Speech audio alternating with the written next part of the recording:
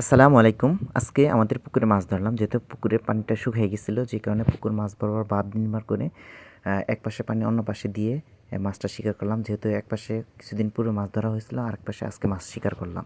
আর মাছ শিকার করার মাঝে ছিল অনেক আনন্দ এবং উৎফুল্ল। ছিল সেখানে বিভিন্ন ধরনের দেশি মাছ, কই মাছ, শিং মাছ, বোয়াল মাছ, টাকি মাছ সহ বিভিন্ন ধরনের দেশি মাছ।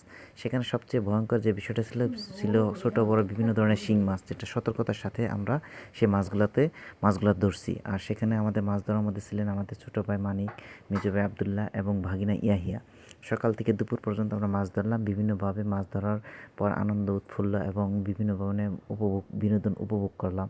আসলে গ্রামে পুকুরে মাছ ধরার মাঝে রয়েছে আনন্দ।